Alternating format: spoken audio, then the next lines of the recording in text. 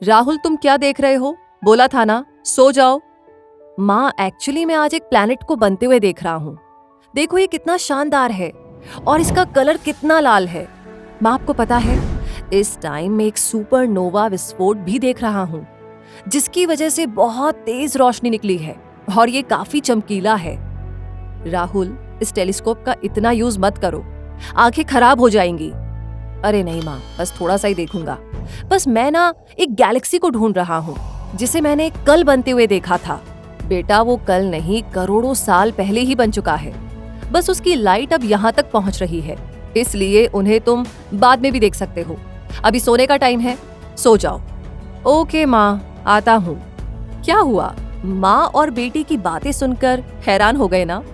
लेकिन क्या आपको पता है जिस यूनिवर्स में हम रहते हैं उसका निर्माण आज से 13.7 बिलियन ईयर पहले हुआ था, और उसी दौरान एक ऐसी एल्बम का निर्माण हुआ जिसमें हम झांक कर अपने इतिहास को देख सकते हैं, अपने ब्रह्मांड की शुरुआत को देख सकते हैं, ब्रह्मांड में बने सबसे पहले तारों को देख सकते हैं और ब्रह्मांड में बने सबसे विशालकाय ब्लैक होल को भी हम देख सकते हैं।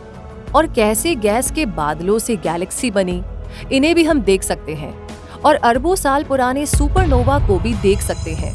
और मैं यकीन के साथ कह सकती हूँ कि अगर हमारे ब्रह्मांड में कहीं दूर एलियन भी मौजूद होंगे ना, तो वो भी हमारे प्लैनेट का इतिहास देख रहे होंगे। यहाँ तक कि वो धरती पर मौजूद डायनासोर को भी देख रहे होंगे और धरती के चारों तरफ बनते हुए चांद को और विकसित होते इंसान को भी देख रहे होंगे। और उस एल्बम का नाम है कॉस्मिक माइक्रोवेव बैकग्राउंड, जिसे CMB भी कहा जाता है। और यही वो माइक्रोवेव है जिसकी वजह से हम अपने ब्रह्मांड के इतिहास को समझ सकते हैं, उन्हें देख सकते हैं। और यही वो एल्बम है जिसमें ब्रह्मांड की सभी कहानियां समाई हुई है। और आज की infinitystream.tv की इस डॉक्यूमेंट्री में हम जानेंगे कॉस्मिक माइक्रोवेव बैकग्राउंड के बारे में। तो इस सफर में अंत तक बने रहिए, बहुत मजा आएगा और काफी कुछ जानने को मिलेगा। तो बात ऐसी है कि अगर हम ब्रह्मांड में कहीं भी सेंसिटिव रेडियो एंटीना का इस्तेमाल करें तो हमें सेंसिटिव सिग्नल मिलेगा, जो कि बहुत ही हल्का होगा और बहुत ही कम ऊर्जा वाला होगा, जो कि बिग बैंग के होने का सबूत देता है। और ये क्या है और कैसे हमें ब्रह्मांड की जानकारी देता है, इसको समझना बहुत जरूरी है। क्योंकि आपको जानकर हैरानी होगी कि जब आज से 13.7 बिलियन सालों पहले बिग बैंग विस्फोट हुआ तो लाइट का फैलना बहुत मुश्किल था, क्योंकि विस्फोट के कुछ टाइम के बाद ही यूनिवर्स का टेम्परेचर लगभग 273 मिलियन डिग्री सेल्सियस था।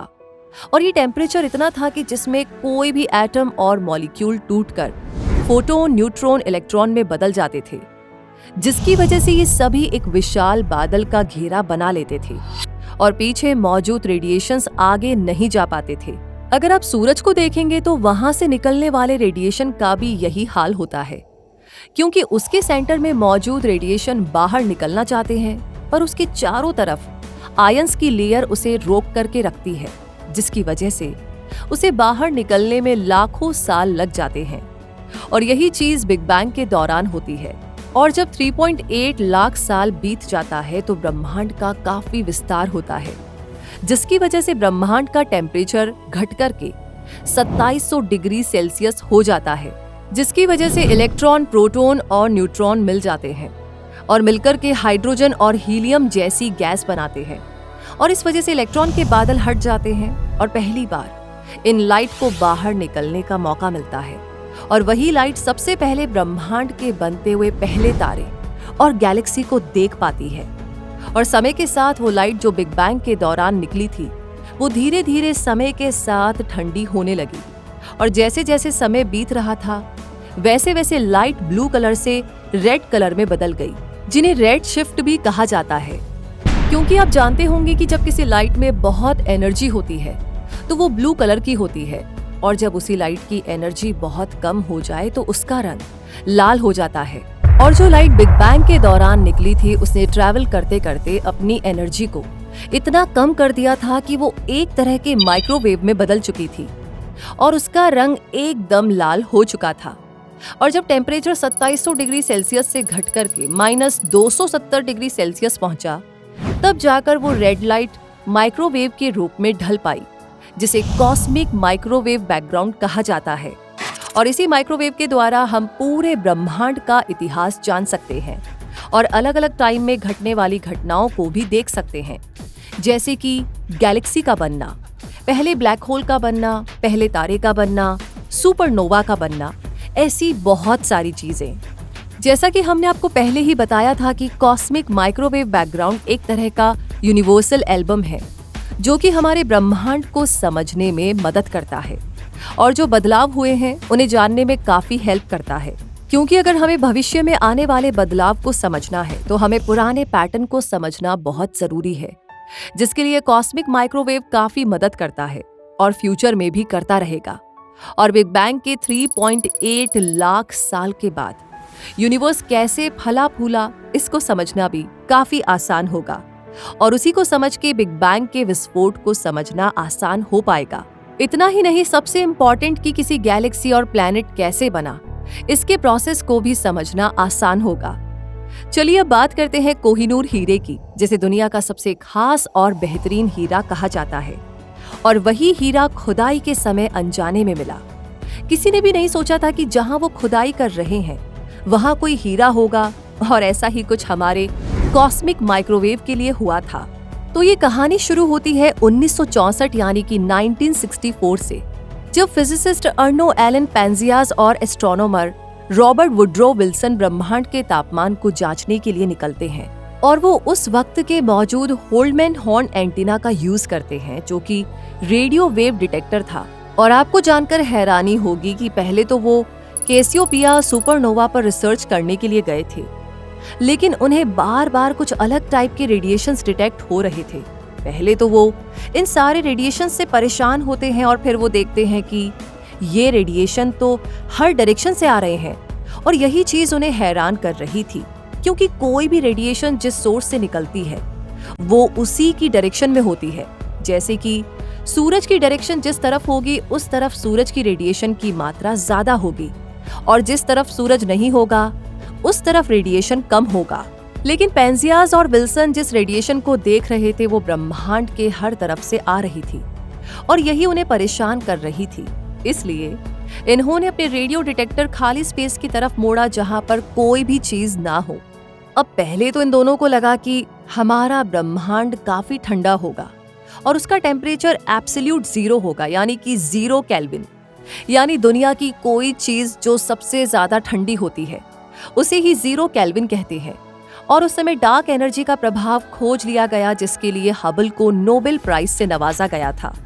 और दुनिया इस बात को समझ चुकी थी कि गैलेक्सीज एक दूसरे से दूर जा रही है, इसलिए जब गैलेक्सी दूर जाएगी तो उनके बीच की जगह खाली होगी जिसका टेम्परेचर 0 केल्विन होगा।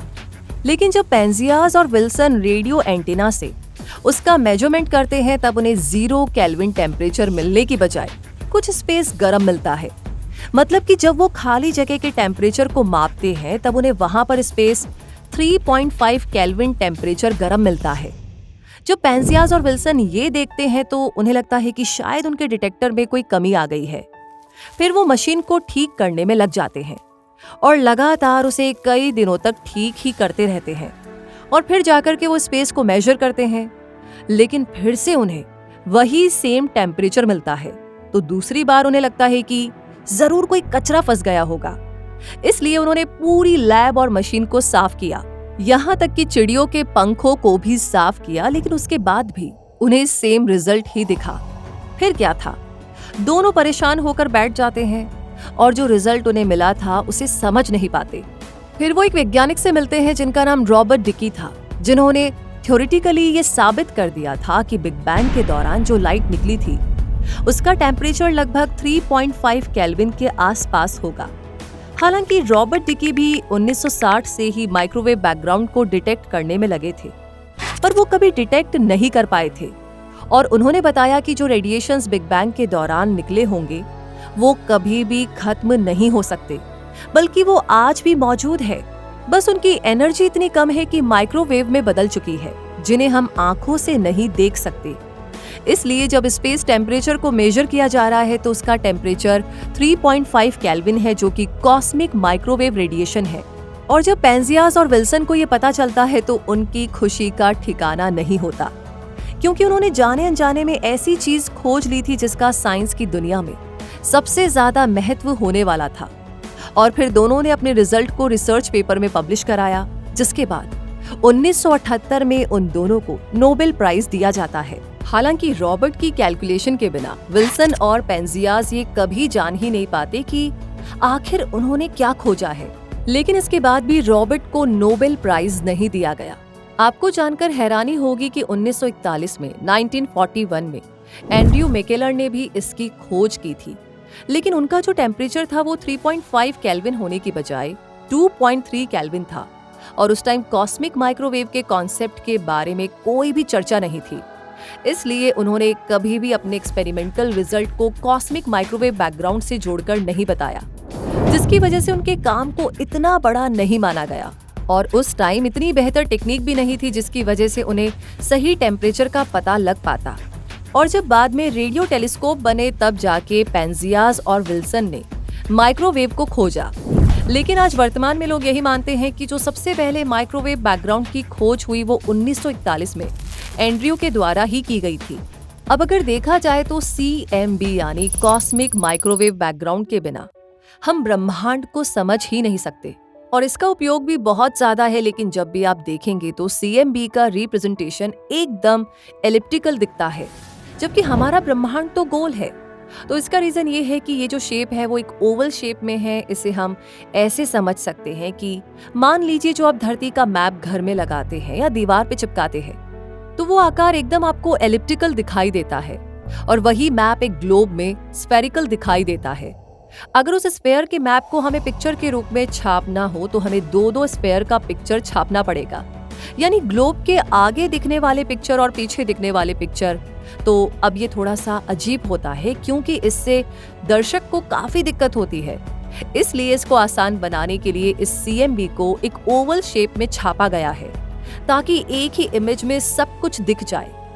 लेकिन जब आप CMB को प्लांक सैटेलाइट के द्वारा धरती से देखेंगे तो आपको ये एकदम हरा दिखेगा, और ये कलर इसलिए दिखता है क्योंकि हरा कलर सबसे लो टेम्परेचर कलर को शो करता है, जिसकी एनर्जी बहुत कम होती है। और दूसरी चीज ये कि ये रेडिएशन हर दिशा से 2.73 केल्विन टेम्परेचर से होती है, इसलिए हमें CMB का इमेज एकदम एलिप्टिकल दिखाई देता है। और 1998 में यानी कि 1998 में कॉस्मिक एक्सप्लोरर सैटेलाइट ने CMB का एक डिटेल मेजरमेंट लिया। तब दुनिया को पता चला कि ये CMB का टेम्परेचर हर जगह पर समान नहीं बल्कि अलग अलग है। और जब उन्होंने इस टेम्परेचर के वेरिएशन को मैप के हिसाब से समझा तो उन्हें मैप के एक साइड पर टेम्परेचर 2.724 केल्विन था और दूसरी तरफ का तापमान 2.732 केल्विन था, और आधा भाग रेड शिफ्ट की तरफ था तो आधा भाग ब्लू शिफ्ट की तरफ था। और ऐसा इसलिए होता है क्योंकि जब हमारी धरती अपनी कक्षा में चक्कर लगाती है तब वो एक टाइम में यूनिवर्स से दूर जाती है, तब हमें इमेज में रेड शिफ्ट दिखाई देता है, और फिर कुछ टाइम के बाद वो ब्रह्मांड के कंपैरिजन में उसके पास जाती हुई दिखाई देती है, और वो सिचुएशन ब्लू शिफ्ट पैदा करता है। इसे हम ऐसे समझ सकते हैं कि जब कोई गैलेक्सी हमसे दूर जाएगी तो हमें वो रेड दिखाई देगी, क्योंकि हमारे और गैलेक्सी के बीच का स्पेस खींच चुका है, जिसकी वजह से वहां से आने वाली लाइट हमें लाल दिखाई देती है, जिसे रेड शिफ्ट कहते हैं। और जब वो गैलेक्सी हमारे पास आती है तब वो हमें ब्लू दिखाई देती है, क्योंकि बीच का स्पेस सिकुड़ चुका होता है, जिसे ब्लू शिफ्ट बोलते हैं। और अगर हम इसे ऐसे समझे कि जो हमारा बुध ग्रह है जब वो सूरज का चक्कर लगाता है तो वो एक टाइम में चक्कर लगाते हुए हमसे दूर जाता है, जिस वजह से वहां से आने वाली लाइट हमें रेड शिफ्ट की तरफ जाती हुई दिखाई देती है। और जब वो सूरज का चक्कर पूरा करते समय हमारे पास आने लगता है तब वो ब्लू शिफ्ट की ओर जाती हुई दिखाई देती है, और इस वजह से कॉस्मिक माइक्रोवेव बैकग्राउंड में थोड़ा सा फर्क आता है। और अगर हम इस वेरिएशन को हटा दें तो वो सिर्फ 200 माइक्रो सेल्सियस का होता है, और वो डिफरेंस दूर करने के बाद वो इमेज सही तरीके से दिखाई देती है, जिसकी वजह से हमें रियल इमेज के इक्वेटर में रेड दिखाई देता है, और वो रेड कलर हमारी गैलेक्सी में मौजूद गैस धूल की वजह से दिखाई देता है, क्योंकि उन गैसों की वजह से माइक्रोवेव उत्पन्न होता है, जिसे हम इमेज के इक्वेटर में देख सकते हैं। और एक्चुअल CMB इमेज के लिए हमें इन इक्वेटर पे मौजूद रेड कलर को भी हटाना होता है, और इन्हें हटाने के बाद हमें बहुत से और डिस्टर्बेंस को भी हटाना होता है, क्योंकि बहुत से ऐसे पार्टिकल्स होते हैं जो यूनिवर्स में ट्रैवल करते रहते हैं और उनकी अपनी कुछ एनर्जी होती है जो कि इमेज में अपना प्रभाव दिखाती है। जैसे कि न्यूट्रिनो की बात करें तो ये सूरज से निकलकर हर जगह फैल जाता है और इनकी भी अपनी ऊर्जा होती है। और ऐसी ही सुपरनोवा से आने वाली गामा रेडिएशंस भी स्पेस में मौजूद होती हैं और बहुत से गैस और धूल भी होते हैं जिनका अपना टेम्परेचर भी होता है। और जब इन सभी के प्रभाव को हटाया जाता है तब जाके हमें CMB का रियल इमेज दिखाई देता है और फिर उसका रियल डेटा हमें समझ में आता है। मतलब जैसे आप अपनी पिक्चर को फोन के अंदर फिल्टर करते हैं, वैसे ही साइंटिस्ट यूनिवर्स की इमेज को भी फिल्टर करते हैं, तब जाकर हमें माइक्रोवेव बैकग्राउंड की इमेज मिलती है।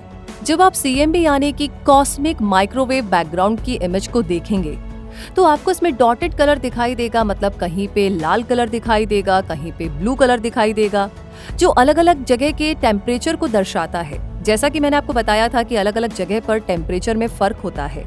जैसे कि लाल कलर गर्म एरिया को दर्शाता है, नीला कलर यानी कि ब्लू कलर ठंडे एरिया को दर्शाता है और यही टेम्परेचर वेरिएशन है।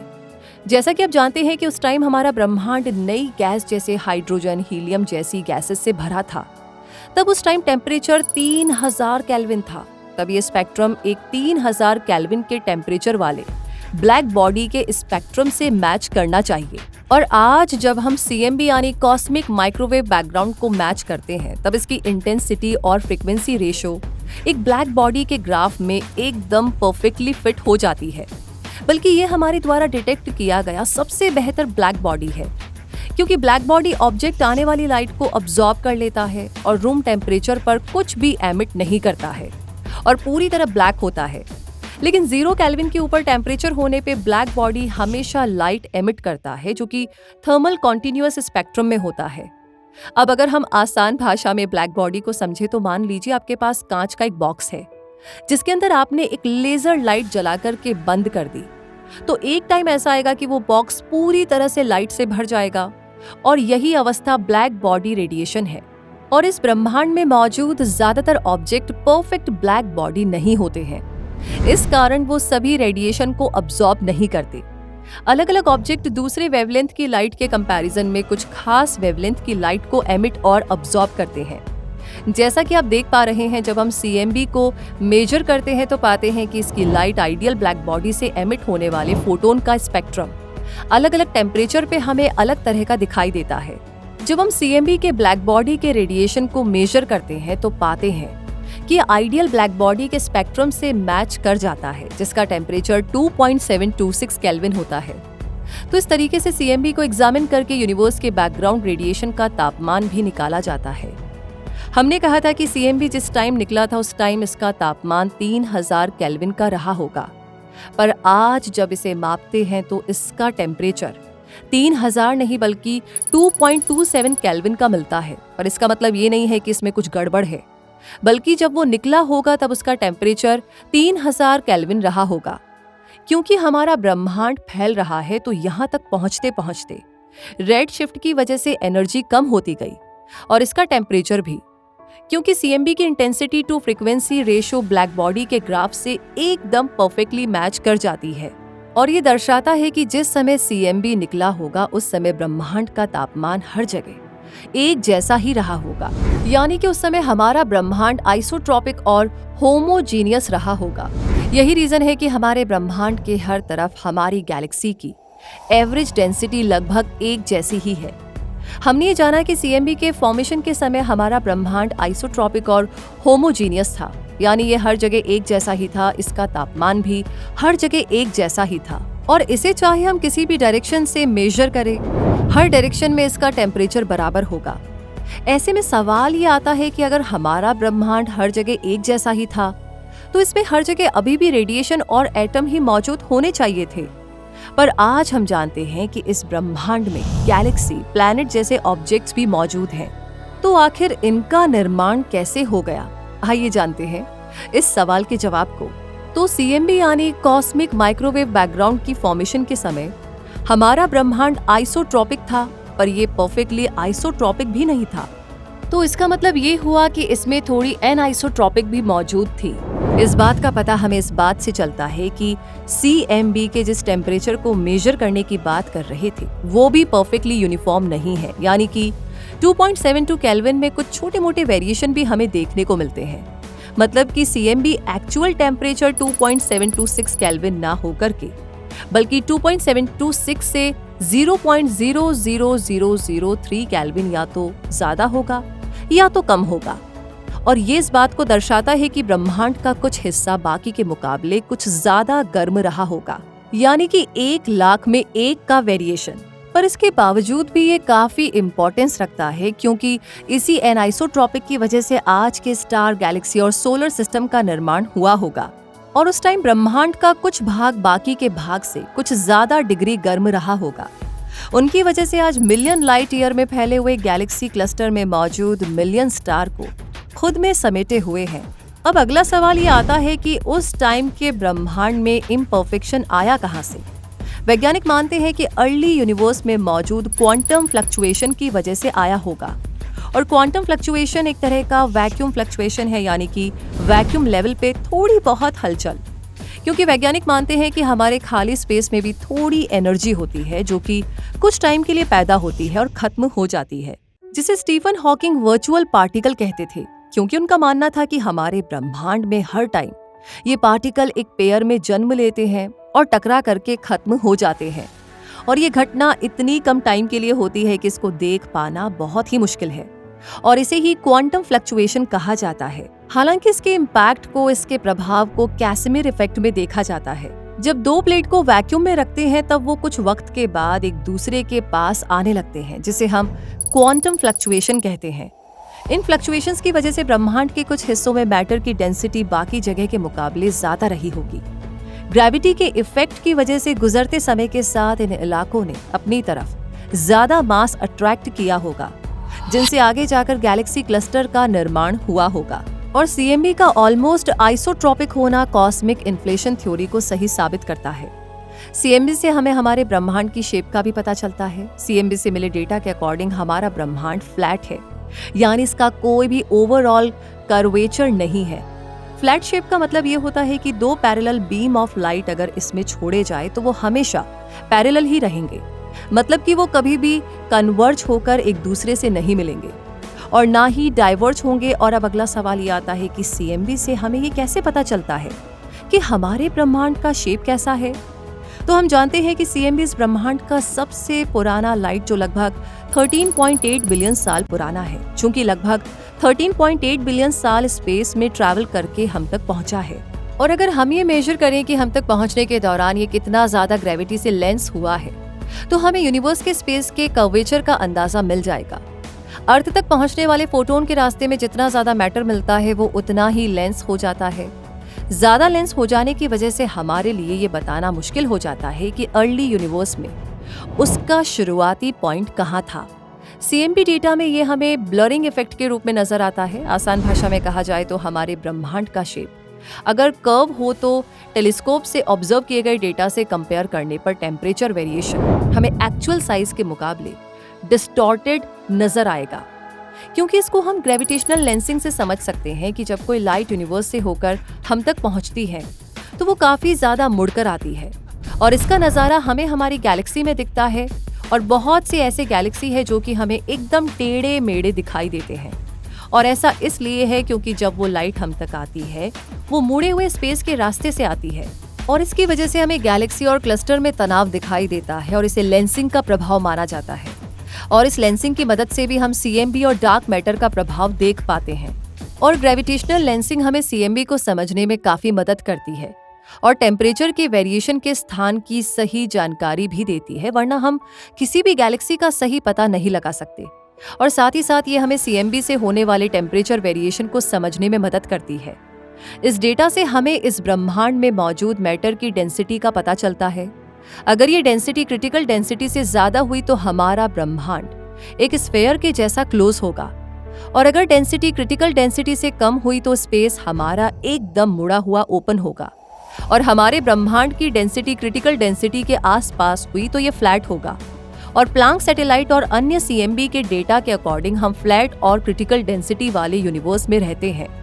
तो दोस्तों, ग्रेविटी को एक्सप्लेन करने के बाद ग्रेविटेशनल लेंसिंग और ब्लैक होल और ग्रेविटेशनल वेव जैसे ऑब्जेक्ट्स का प्रिडिक्शन एल्बर्ट आइंस्टाइन की थ्योरी ऑफ रिलेटिविटी ने किया था, जो कि आज सच साबित हुई है। और इसके अलावा आइंस्टाइन की थ्योरी ऑफ रिलेटिविटी ने ही फ्लैट स्पेस को समझाया था। चूंकि आज हमारा ब्रह्मांड फैल रहा है और गैलेक्सीज एक दूसरे से दूर भाग रही है, अगर हम समय में पीछे जाए तो पाएंगे कि एक समय में ये एक दूसरे के काफी पास रहे होंगे, और अगर हम और पीछे जाए तो पाएंगे कि एक समय हमारा ब्रह्मांड काफी छोटा और डेंस रहा होगा, और एक छोटे से एरिया में बंद होने की वजह से वहां पर टेम्परेचर ज्यादा रहा होगा। और अगर हमारी ये थ्योरी सही है तो हमें इसका बचा हुआ रेडिएशन हर तरफ मिलना चाहिए, क्योंकि कॉस्मिक माइक्रोवेव बैकग्राउंड यानी कि CMB को ब्रह्मांड की हर डायरेक्शन में डिटेक्ट कर सकते हैं, और ये सीधे बिग बैंग होने का सबूत है। हमारा ब्रह्मांड हर समय एक जैसा ही बना रहता है, या फिर फैलने की जगह ये सिर्फ सिकुड़ता जाता, तो इसका टेम्परेचर या तो सेम ही रहता या फिर ये और ज्यादा गर्म होता। यानी कि CMB की फॉर्मेशन के समय अगर यूनिवर्स का टेम्परेचर 3000 केल्विन था, तो इस समय इसका टेम्परेचर या तो 3000 केल्विन रहना चाहिए था या फिर इससे कहीं ज्यादा। पर आज CMB का टेम्परेचर लगभग 2.7 केल्विन है, जो कि इस थ्योरी को कॉन्ट्राडिक्ट कर देता है।